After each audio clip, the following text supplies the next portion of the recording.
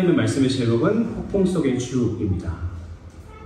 이 제목을 혹시 아시는 분 계신가요? 폭풍 속의 주라는 굉장히 유명한 브라운 아이드 소리가 그런 팀이 이 찬양을 불렀어요. 그래서 제가 알기로는 2013년에 발매를 했고 메인 콘서트, 우리나라에서 가장 큰 콘서트라고 하는 콘서트들마다 이 찬양이 불려졌습니다. 예수님 믿지 않는 사람들이 모두 참여한 그 콘서트 가운데 제일 마지막에 피날레를 이 찬양으로 장식했던 팀들이 바로 브라운 아이드 소리입니다. 나얼이라고 잘 아시죠?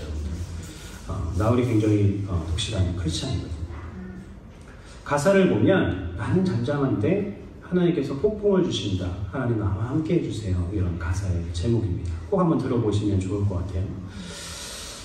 제가 아는 선교사님이 계십니다. 그런데 선교지 생활이 얼마나 어려웠는지 싱글이었다가 이제 현지 분들이랑 같이 결혼해서 사셨어요. 근데 아기를 임신하면서 집에만 있게 된 거예요. 그래서 굉장히 어렵고 힘든 마음에 한국도 갈 수 없고 이런 상황 가운데 남편에게 부탁을 했다고 합니다. 어떻게 했냐면 사역 끝나고 사역을 하루 종일 하잖아요. 보통 하루 종일 하고 저녁에 집에 들어오면 나에게 한마디만 해달라고 했대요.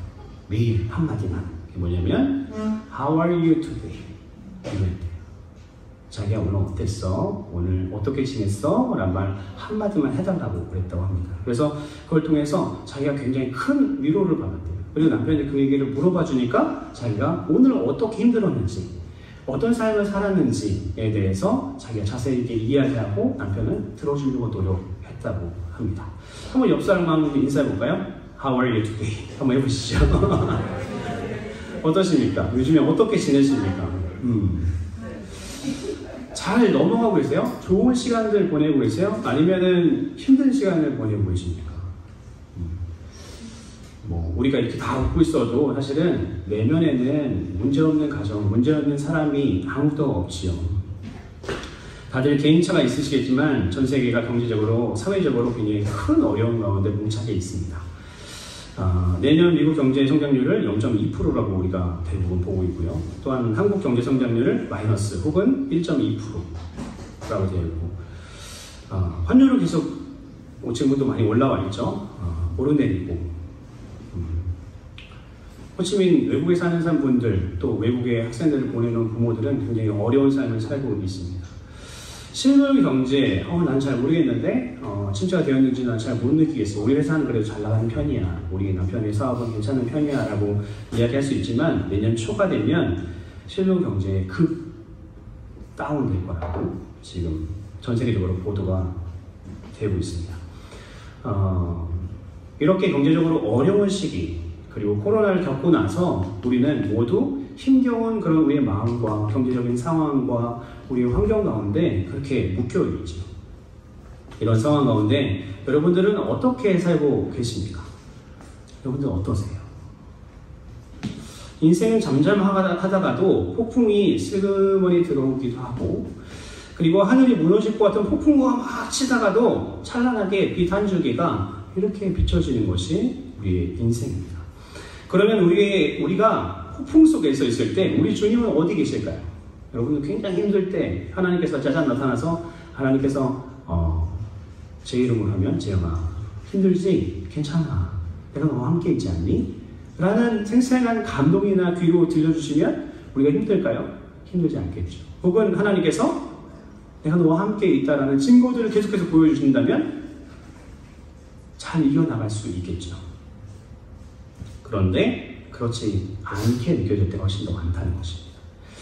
오늘 본문 말씀은 아브라함에 관한 말씀입니다. 이제 막 주를 위해서 헌신하고 도전해서 믿음의 자신의 세이프존을 벗어나서 주를 위해서 헌신하며 나아가는 그의 발걸음의 시작점이에요. 주님이 이제 어떻게 일하실지 살펴보고 이 아브라함의 삶을 통해서 그가 고난 가운데 어떻게 주님과 동행했는지 우리가 교훈을 하나님의 말씀을 통해서 간절히 소원합니다. 창세기 12장 말씀을 쭉 보면요, 두 파트로 나눠져요. 첫 번째 파트는 누구의 파트냐면 하나님의 파트예요. 하나님께서 말씀하시는 파트. 두 번째 파트는 누구예요? 아브라함이죠. 아브라함이 되기 전 아브라함의 파트입니다. 1절 말씀부터 3절 말씀까지 쭉 보면은 이렇게 되어 있어요. 핵심적인 거 뭐예요? 너는 모든 걸 다 떠나라. 너희 문화도 떠나고 가족들도 떠나라. 그리고 내가 보여줄 땅, 내가 너에게 줄 그 땅으로 가라. 2절 말씀 보니까 내가 너로 큰 민족을 이루고 무자한 아브라함에게 얘기하시는 거죠. 내가 내게 복을 주겠다. 내 이름을 창대하게 땅. 너는 복이 될 것이다. 그렇죠? 3절 보니까 너를 축복하는 자에게 내가 복을 내리고 너를 저주하는 자에게 내가 저주하리니 땅의 모든 육속이 너로 말미암아 복을 얻는다. 하나님께서 아주 적극적으로 뭐 하시는 거예요? 지금 프로포즈 하시죠. 우리 함께 해보자. 너 나와 함께 연애해보자. 너 나와 함께 정말 친구가 되어보자 라고 계속 이야기하십니다. 그리고 4절에서 6절 말씀이니까 아브라함의 순종이 나옵니다. 여호와의 말씀을 따라 자신의 모든 것을 다 가지고 뭐 하는 겁니까? 가나안 땅으로 가려고 떠나서 굉장히 긴 여정을 지나 마침내 가나안 땅에 들어갑니다. 그리고 아브라함이 그 땅을 지나 세겜 땅 모래 상수리의 나무에 이르렀으니 그때가 가나안 사람들이 그 땅에 거주하고 있는 상태, 이미 그 땅의 주인이 있는 상태에 그 가나안 땅에 들어가게 되죠. 그리고 7절 말씀 드리니까 하나님께서 또 이야기하십니다. 나타나셔서 여호와께서 아브라함에게 나타나 이르시되 내가 이 땅을 내 자손에게 주리라 하신지라.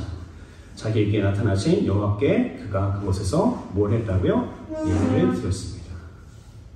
이렇게 아주 좋습니다. 지금 아브라함을 주를 위해서 예배하는 그 모습으로 예배의 삶을 살면서 계속 순종해 나가고 있고요. 하나님은 지속적으로 아브라함에게 비전을 주시고 믿음을 가질 수 있도록 도와주고 계신 거죠. 주님이 적극적으로 나타나셔서 아브라함을 붙들어 주십니다. 이 땅을 내 자손에게 주리라. 믿음을 가질 수 있도록 하나님께서는 계속 도와주시는 거죠. 그런데 9절부터 16절까지 아주 방대한 시간이에요. 이 시간 개념으로 따지면 6절부터 16절까지의 이 시간 동안 하나님은 아브라함에게 나타나지 않으세요. 하나님께서 잠시 휴가를 가셨는지, 크리스마스 시즌이잖아요. 필리핀에서는 크리스마스 때 한 달을 쉽니다. 한 달이 휴가예요. 그래서 고향도 가기도 하고 휴가도 가기도 하고. 하나님께서 어디 몰디브 이렇게 휴가 가셨나요?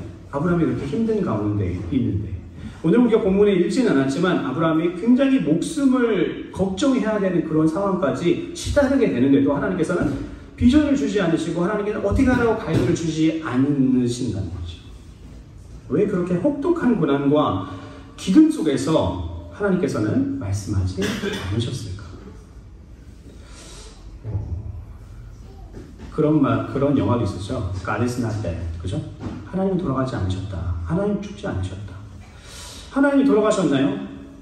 아브라함에게 그 살아계신 하나님께서 아브라함을 불러낼 때는 그렇게 너에게 모든 걸 다 해주겠다고, 너에게 명예도 주고 물질도 주고 너에게 자손도 주고 큰 민족을 이루겠다 라고 이야기하셨던 하나님께서 갑자기 이야기하지 않으시죠. 우리의 삶을 한번 바라봅시다. 정말 어려울 때 우리 하나님은 여러분과 함께 하셨나요? 아멘이시죠. 결론에 달하려면 함께 하셨구나. 근데 그때를 생각해 보자고요. 그 시점, 나 혼자 있는 것 같은, 누구도 나를 도와주지 못하는 그런 상황 가운데 딱 봉착해 있는 나의 상황, 그 당시로 내가 딱 들어가면 어때요? 온 세상이 어둠이고 나 혼자 어린아이와 같이 그 자리에서 울고 있는 것 같은 그런 느낌이 들 때가 있어요. 세상의 문제가. 끝이 보이지 않는 터널안, 빛 한 줄기 없는 그곳에서 주님이 계시지 않는 것처럼 우리가 느껴진다는 것이죠. 오늘 아브라함의 삶을 한번 우리가 봅시다. 하나님이 처음 순종을 이야기하실 때 어떻게 했습니까? 굉장히 강력하게 내가 너를 붙들 거다, 내가 너를 사용할 거다 라고 이야기하시고 너를 복이 되게 할 거다, 너 자체가 복이라고 이야기하시면서 불러내시더니 이제는 아무 음성도 들려주지 않으시는, 왜 하나님께서는 고난 앞에 잠잠하실까요?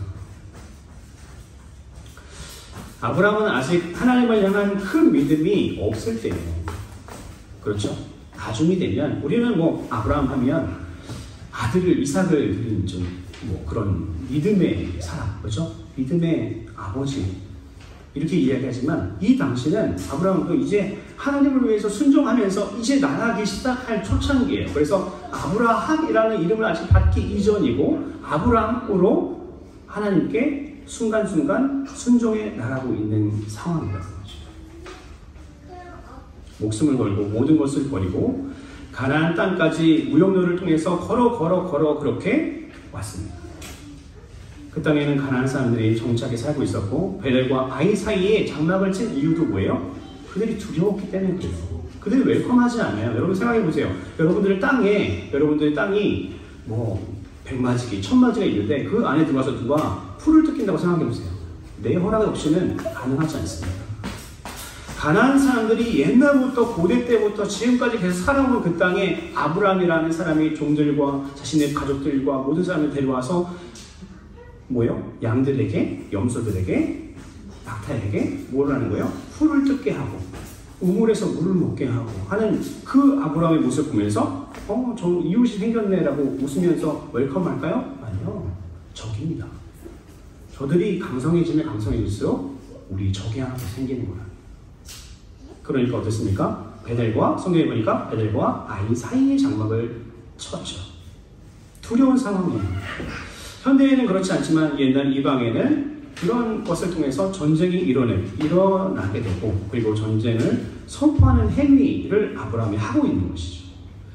그렇게 강해 보이는 가나안 사람들을 바라보면서 아브라함은 힘겹게 믿음을 지키고 있는 거예요. 지금 힘겹게 목숨을 걸고 지금 하나님이라는 신, 우리가 성경 말씀을 원어로 보면은 하나님의 이름을 불렀다고 하는데 하나님의 이름을 통해서 하나님을 예배하고 있는 그 상황, 그렇죠?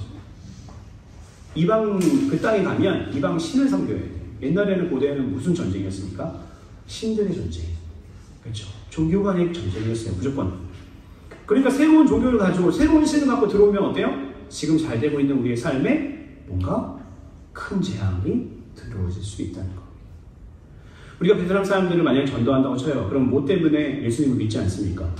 자신들이 섬기고 있는 그 우상, 그 신들에게 노여움을 살까 겁내는 것과 마찬가지죠. 과거의 하나님, 12장 1절 말씀이니까 내가 내게 보여줄 땅으로 가라. 근데 7절 말씀 보니까 이 땅을 내 자손에게 주리라. 하레츠 하조트, 바로 이 땅이라는 표현으로 확실하게 하나님께서는 비전을 확 심어주세요. 아브라함에게 희망을 주셔서 소망을 주셨어요. 근데 그 이후로 계속 뭐가 돼요? 계속 고난이 옵니다. 계속 어려움이 생겨요. 잘 돼야 되는데 잘 안 돼요. 말씀을 자세히 읽고 공부하면요, 이 가뭄이 얼마나 심했는지 목숨을 앗아갈 만한 그런 재앙이었어요. 목숨을 앗아갈 만한 내 식구들, 자식은 없지만 내 부인과 나의 수종들, 그들이 먹을 것이 없어서 굶어 죽을 정도의 그런 고난이었다는 거예요. 우리가 기근이란 말을 많이 쓰진 않잖아요. 기근이란 말이 뜻으로 뭐 어떤 뜻이죠? 흉년이 들어 식량이 바닥나 굶주리 있는 것을 기근이라고 표현합니다. 그러니까 먹을 것이 없는 거예요. 양들이 먹을 것이 없고, 그게 아니에요. 내 사업이 망해가고 이 정도가 아니라 그냥 가업이 완전 기울어서 완전 망하게 된 최악의 상황이 바로 지금 아브라함의 상황이라는 거죠. 이렇게 가뭄이 심하였으니까 목적업을 하는 아브라함은 남쪽으로 이동할 수밖에 없었던 거죠. 그래서 아브라함의 믿음이 없었는지 우리가 뭐 고민해 볼 수 있지만 그런 문제가 아닌 것 같아요. 생사의 문제지. 믿음을 유지하기 위해서 아브라함은 가는 곳마다 예배를 드렸어요. 여호와의 이름을 부르며 그 이름을 선포했습니다. 목숨을 걸고요. 여호와 하나님의 이름을 선포합니다. 이 땅에 우리 자손에게 이 땅을 주시옵소서. 이미 누가 살고 있는데? 가나안 사람이 살고 있는데. 예를 들면 그런 거예요. 저는 나가기만 한 한국 사람들만 보면은 어떻게 전도할까? 저 사람들 교회 나가고 있을까? 교회 안 나가면 우리 교회를 어떻게 데리고 있을까? 이런 생각밖에 안 하거든요. 저는 이렇게 나가면 한국 사람 보면 한국 사람인가 일본 사람인가 말을 걸어볼까? 이런 생각도 하고. 근데 이 아브라함은 어땠을까요? 이 당시에 그들만 보면 어때요? 두려운 거예요. 언제 나를 공격할지 모르고. 그들만 보면 어떤 생각이 들어요? 정말 내가 이 땅을 빼앗을 수 있을까? 저렇게 강성한 사람에게 우리가 전쟁에서 이길 수 있을까? 그래서 믿음을 쓰고 있었죠. 그러나 점점 안 되는 거예요. 점점 망해갑니다. 그래서 아브라함은 원망하지 않고 뭐를 선택했습니까? 예배를 선택합니다. 그래서 가는 곳마다 하나님의 이름을 불러요. 우상단지가 있는 그곳에 가서도 하나님을 예배하고 찬양해요. 베델 뜻이 뭡니까? 벳 뭐죠? 집이라는 말이고 엘은 뭐죠? 하나님이라는 뜻. 하나님의 집이라는 의미의 그 땅에서 시작해서 애국까지 몰려 내려와요. 하나님의 집에서 시작했는데 왜 실패가 우리에게 오는 겁니다. 애국에서 잘 먹고 잘 살려고 내려간 것이 절대 아니고요. 죽음을 모면하기 위해서 어쩔 수 없이 이동해서 내려가요. 그래서 영어 성경에 보면 Abraham went down to Egypt to live there for a while 이렇게 됐어요. for a while. 잠시 동안. 그렇죠? 잠시 동안 내려가서 살 길만 해결되면 빨리 올라올 거예요. 하나님의 언약대로. Because the famine was 뭐요? severe. 심각한 severe famine 때문에 그렇다는 거예요. 심각한 기근 때문에 먹고 살 길이 없고 내가 죽을 수밖에 없기 때문에 내려 남방으로 갑니다. 여기서 다시 우리 질문으로 돌아갑니다. 왜 하나님은 아브라함의 환경을 변화시키지 않았을까요? 그러면 하나님 창조주 하나님이시고 우주를 한순간에도 창조하실 수 있는 하나님이시면 그냥 이렇게 생각해 봤어요. 저는 부자 상인 한 명만 보내서 그죠? 그 길이 무역로니까 그죠? 이스라엘 무역로잖아요. 그래서 무역로를 통해서 그냥 어떤 사람을 만나서 하나님께서 그 무역인을 통해서 먹을 것을 공급해 주시고 돈을 공급해 주시고 하면은 훨씬 더 아름답지 않았을까? 그렇죠? 하나님의 언약의 땅에서 머물 수도 있고요. 하나님께 영광도 들릴 수 있고 아브라함과 함께 있는 그 종들 가족들에게도 체면이 좀 서고요. 그리고 그 사람들은 누굴 따라온 거예요? 아브라함을 따라왔잖아요. 하나님을 믿고 따라온 사람은 누구예요? 아브라함이잖아요. 그리고 주변에 있는 가난한 사람들에게도 하나님이 어떤 분인지 보여줄 수 있는데 왜 이렇게 찢어지게 가난하게 하시냐는 거죠. 그런데 하나님은 굉장히 아브라함을 그냥 바라만 보고 계세요. 그 상황에서 하나님께서 무엇을 해줄 수 있음에도 불구하고 하나님께서 그 일을 하지 않으시고 지켜보신다는 거예요. 이게 영화를 보시면 영화에서 굉장히 많이 나오는 장면이 있어요. 감옥에 아들이 갇혀 있습니다. 그리고 유리 창을 통해서 엄마와 아들 이야기하는 거예요. 아들이 울부짖어요. 엄마한테. 엄마 나 너무 무섭고 여기 있는 사람들은 다 너무 흉악 범죄자들이고 내가 여기서 어떻게 살아야 될지 모르겠어. 나 일주일밖에 되지 않았는데 매일 마셔. 매일 화장실 옆에서 너무 더러운 그곳에서 살고 싶지가 않아. 엄마라고 막 울부짖어요. 그러면 아무것도 해줄 수 없는 어머니, 자신의 처지를 향해서 괴로움의 눈물을 흘리는 것이 그런 장면들이 많이 나오죠. 하지만 하나님은 조금 다른 안타까움이 있으세요. 하나님의 안타까움. 어떤 걸까요? 이것은 아브라함에게 모든 것을 다 해줄 수 있는 능력이 있으심에도 불구하고 인내하시는 하나님. 아무것도 해주지 않기로 작정한 그 사랑.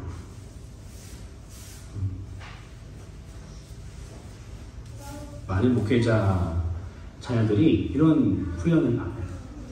아버지가 능력이 있든 능력이 없든. 왜요? 하나님을 공부하고 하나님을 경험하고 하나님과 이렇게 교제하다 보니까 하나님과 살다 보니까 내가 자녀한테 뭔가 해주면 점점 하나님을 의지하는 정도가 떨어지는구나. 그걸 느끼게 됩니다. 그럼에도 불구하고 아들 아브라함의 상황이 너무 아프셨겠죠. 그래서 어때요? 하나님은 눈물을 흘리지 않으셨을까? 아브라함의 상황을 보면서 생각해보세요. 먹을 게 없어서 굶어 죽을 정도의 그런 고난이 왔다면 아브라함이 그냥 80kg, 90kg의 건장한 몸이 그대로 있었겠습니까? 80kg, 70kg, 60kg까지 빠질 수도 있겠죠. 피골이 상접해서 걸어갈 힘조차 없는 그 상황에서 어쩔 수 없이 남방으로 내려가는 그 아브라함 아들의 모습을 보면서 얼마나 안타까우셨을까? 왜 하나님은 짠 하고 나타나셔서 비를 내려줄 수 있잖아요. 그렇죠? 비를 내려줄 수 있죠. 불은 그냥 이렇게 해가지고 하나님께서 비를 내려주시면 되거나 아니면 우물을 터쳐주시거나 아브라함이 있는 그곳에서 그렇죠? 아니면 풀을 그냥 양들이 먹을 수 있는 풀을 비처럼 내려줄 수도 있잖아요. 어떻게든 하나님께서 해결해 줄 수 있는 그런 분이신데 왜 안 하셨을까? 왜 안 하셨습니까? 그리고 16절 한번 말씀 보면 하나님은 아브라함에게 최악의 상황까지 지켜보세요. 그냥 지켜보세요. 우리가 이 사건을 하나님의 입장에서 한번 생각해 봅시다. 그 인내가 얼마나 어려웠을지 예를 한번 드려볼게요. 우리 은율이나 뭐 지우 같은 아이들, 그죠? 이런 아이들이 골목에서 놀고 있어요. 근데 아빠가 퇴근길에 이제 차에서 내리고 주차를 하고 나서 이제 집으로 이제 걸어오는데 이제 우리 딸아이가 놀고 있는 거야. 놀고 있는데 어린 딸아이가 놀고 있어요. 근데 아빠가 우리 딸이 어떻게 노나? 전봇대 뒤에 딱 숨어서 지켜봅니다. 그럴 때 있으시죠? 저도 그럴 때 있었어요. 지켜봅니다. 얘가 잘 노나? 아빠 엄마 없을 때는 어떻게 행동하나? 친구들이랑 어떻게 잘 놀고 있나? 학습은 어떻게 하지? 지켜보기 위해서 전봇대 뒤에 숨죠. 그리고 노는 그 모습을 바라보고 있습니다. 그런데 그 아이의 신발이 벗겨지고 바닥에 철부덕 앉아서 울기 시작하는 거예요. 막 울어요. 근데 내가 생각할 때에 우리 딸은 신발을 신을 수 있는 능력이 어느 정도 돼. 그러면은 어떻게 할까요? 아이를 위해서 우리는 지켜보게 되겠죠. 얼른 가서 신겨주고 싶은 마음이 아마 100%를 넘어설 거예요. 200% 안아주고 닦아주고 털어주고 신발 신겨서 집에 데려와서 아빠 왔다 라고 하면서 뭐 먹고 싶니? 오늘 저녁에 뭐 먹을까? 라고 하면서 사랑을 주고 싶지만 아이를 위해서 인내하는 거예요. 누구를 위해서요? 아이를 위해서. 아이가 성장하는 것을 원하는 부모님이에요. 아이가 더 인내심을 기르기 위해서, 아이가 더 씩씩한 마음으로 씩씩하게 그렇게 자라는 것을 기대하는 아빠는 그 모습을 바라보고 있는 겁니다. 그런데 우리 딸 아이를 바라보는 아빠의 마음은 어떻습니까? 아마 굉장히 불편할 거예요. 굉장히 불편하고 인내하기가 어려울 것 같습니다. 근데 그것이 자녀가 커도 마찬가지죠. 자녀들이 커서 장성하여서 큰 어려움을 겪게 된다고 생각해 봅시다. 그 아이가 겪는 어려움의 정도만큼 아버지의 눈물은 더 커지는 거죠. 그런데 아빠가 그 아이를 매사에 도와준다고 한번 생각해 볼까요? 여러분들 재벌 2세들 요번에도 뭐 뉴스에 보니까 마약을 했는데, 전에는 딸이 있는데 요번에는 아들이 했다, 뭐 이렇게 마약가다 뭐 이런 얘기도 하고. 그냥 내가 돈이 있어, 내가 권력이 있고 명예가 있어요. 그럼 내 자식에게 무엇이든 다 해줄 수 있겠죠. 그렇죠? 플래티늄, 뭐 골드 카드도 하나 주고 네가 쓰고 싶으면 써라. 대학 졸업하면 뭐 스포츠카, 굉장한 스포츠카 몇 억짜리도 그냥 사주고 다 해줄 수 있어요. 힘들 때마다 눈물을 흘리지 않게 돈을 주고 해결해주고 사람을 붙여주고 전문가를 붙여주고 학교에 잔디를 깔아서 좋은 명문대 보내고 다 해줄 수 있습니다. 근데 그 아이들이 훌륭하게 클 건가요? 훌륭하게 클 수가 없습니다.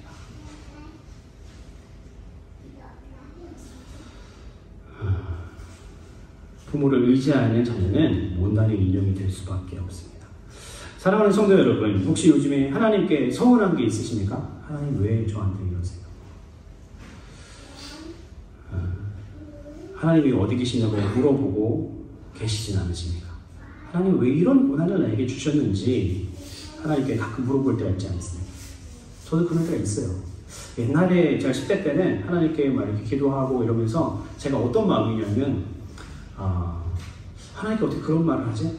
이런 마음이 많았어요. 그런데 조금 더 신앙생활을 하다 보니까 하나님을 원망하는 것도 하나님께서 예쁘게 보시겠다라는 투정이에요. 투정. 원망하는 것보다.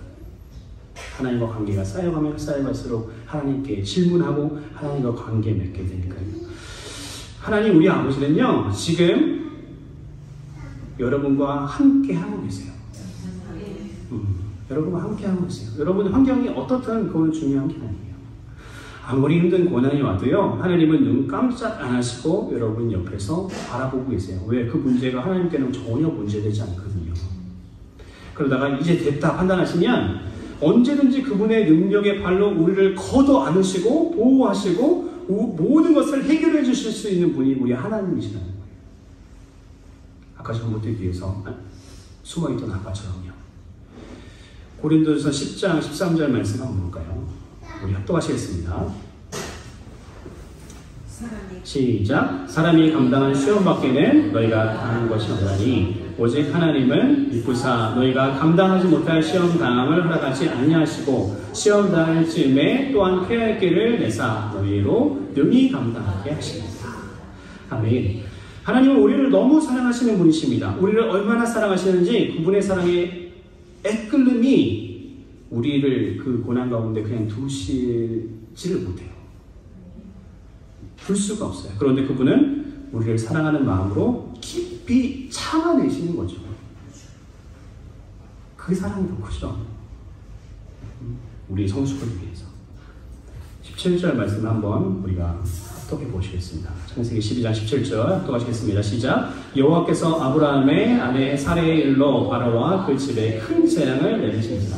하지만 이제 되었다 싶으면요, 하나님은 자녀를 건드린 사람을 박살내요. 여러분 그거 아셔야 돼요. 왜? 하나님은 우리 편이에요.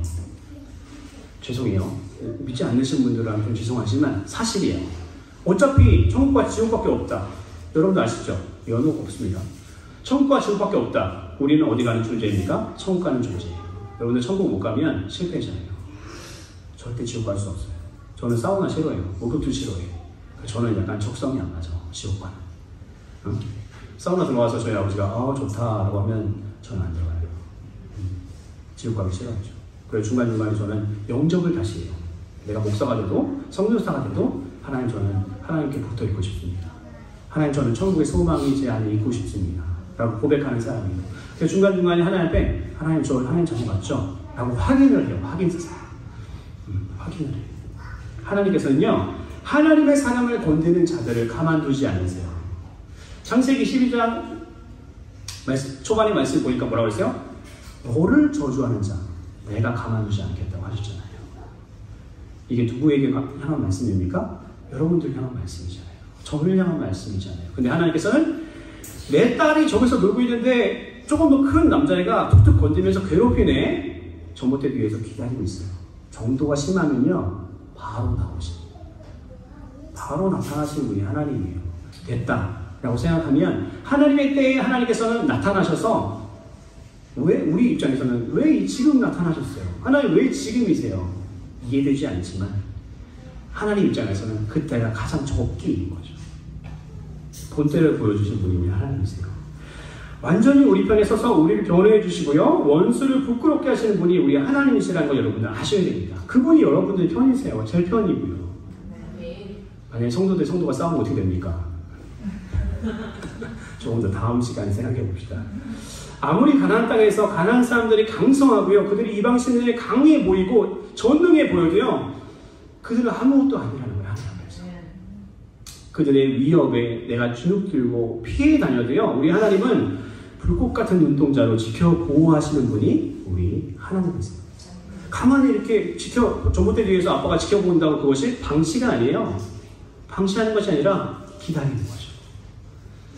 시편 17편 8절 말씀 제가 읽어드릴게요. 나를 눈동자같이 지키시고 주의 날개 그늘 안에 감추사. 아멘.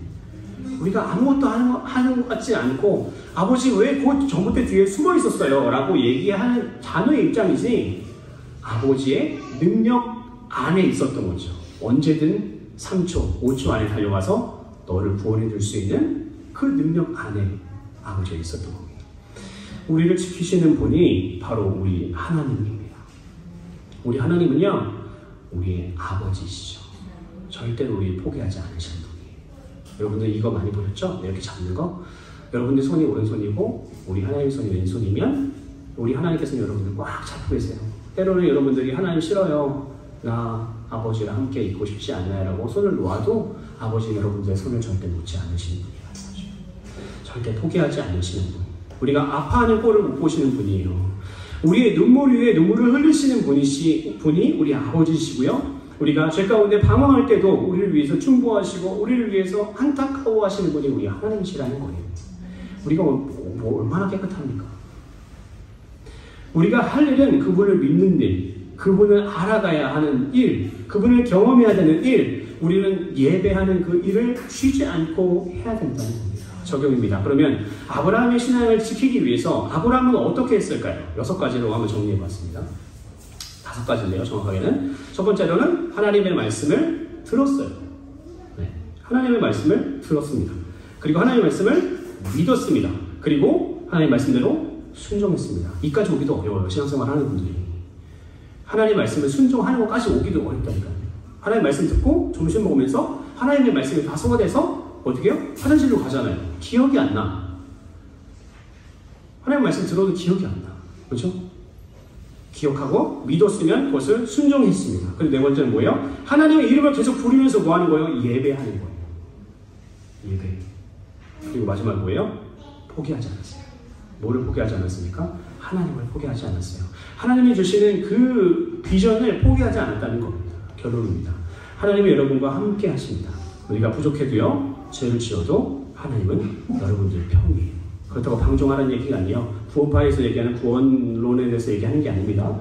여러분의 삶이 너무 어려우십니까? 지금 큰 고난 가운데 있으십니까? 그러면 아브라함이 행했던 것에 여러분 한번 집중해 보세요. 한번 따라해 보세요. 그냥 아까 보신 내용만 봐도 이해되시죠? 아, 실패하지 않겠다. 이런 느낌이 그냥 오시죠? 그죠? 다음 슬라이드 주실래요? 다시 볼까요? 하나님의 말씀을 들었어요. 이건 뭡니까? 성경 읽고 뭐 하는 거예요? 큐티하고 뭐 이런 것들 과정이에요. 하나님의 말씀을 믿었어요. 뭐 하는 겁니까? 하나님을 신뢰하는 거예요. 신뢰하는 거. 하나님의 말씀에 순종했습니다. 하나님의 말씀대로 살고, 그렇죠? 말씀을 적용해내는 거예요. 우리 삶에.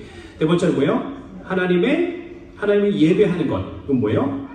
하나님의 이름을 계속 불렀다 표현하는데 성경에 보면 그건 뭐예요? 기도하고 공적 예배에 힘써 우리가 참여하는 겁니다. 마지막은 뭐예요? 포기하지 않음. 우리의 믿음을 쓰는 거예요. 여러분은 믿음을 쓰셔야 돼요. 믿음을 쓴다는 건 뭡니까? 알아요. 머리로는 압니다. 여러분 머리로 모르는 사람 없어요. 다 지식인이에요. 네이버 지식인이라고 하잖아요. 저는 우리나라에 있는 모든 초등생들까지 포함한 모든 사람들이 다 지식인이라고 생각해요. 왜요? 아는 게 너무 많아. 근데 아는 것이 아니라 하나님의 말씀대로 우리는 살아야 된다는 거예요. 믿음을 써야 된다는 겁니다. 여러분, 하나님은 주무시지도 않으시고 쉬지도 않으시고 우리를 지켜주시는 분, 우리를 사랑해주시는 분이라는 것입니다. 우리가 실수하고 넘어져 울고 있을 때도 그 모습을 전봇대 뒤에서 다 지켜보시고 응원하시며 우리가 감당하지 못할 시험이 다가오면 언제든지 한 걸음에 다가와서 우리를 걷어 안아주시는 분, 안아서 우리를 집으로 그 안식처로 데려가시는 분이 우리 하나님이십니다. 여러분 포기하지 마세요. 진리를 택하세요. 진리를. 하나님의 말씀대로 많은 영혼들에게 복음을 전하셔야 됩니다. 제가 어제 카페에 갔거든요. 이제 손님들도 많고 좀 정신도 없고 해서 카페에 가서 말씀을 준비하고 예배를 준비하고 있었어요. 예배를 준비하는데 한 여성 두 분이 저쪽 반대쪽에 앉아 계시더라고요. 근데 앉아 있는데 마음 계속 이제 불편한 거예요. 그래서 기도를 했어요. 주님, 저분들에게 제가 전도를 해야 될까요? 그냥 느낌이 이미 알고 있잖아. 이미 알고, 답은 이미 다 알았잖아. 그래서 제가 되게 망설였어요. 왜 용기가 안 나더라고요. 그래서 여러분들 한국에서 전도 카페나 이런 데 가서 하십니까? 그죠? 전도자가 세상의 중심입니다. 저는 그렇게 믿어요. 순교 다음으로 가장 큰 상급 받는 전도자예요. 아무리 우리가 무슨 말을 해도 그거는 변함이 없습니다. 그래서 그분들한테 명함을 제가 꺼냈어요. 주머니에 명함이 또 하나 있더라고요. 그래서 제 명함을 꺼냈어요. 그래서 저희 설교 준비하는 이 컴퓨터 노트북 앞에 놨어요. 그리고 그분들을 주시합니다. 무슨 얘기를 하나 계속 들어보는 거예요. 혹시 교회를 다니는 분이면 안 줘도 되잖아요. 계속 들어보는 거예요. 근데 안 다니는 분이야. 내 판단이 아니라 안 다니는 분이에요. 그래서 명함을 앞에 놓고 이렇게 했는데 한 분이 화장실을 가는 거예요. 내가 그 명함을 옆으로 잠깐 살짝 이렇게 놨어요. 볼까봐. 왜 두려운지. 전도는 두려운 마음이지 않나요? 저는 되게 두렵더라고요.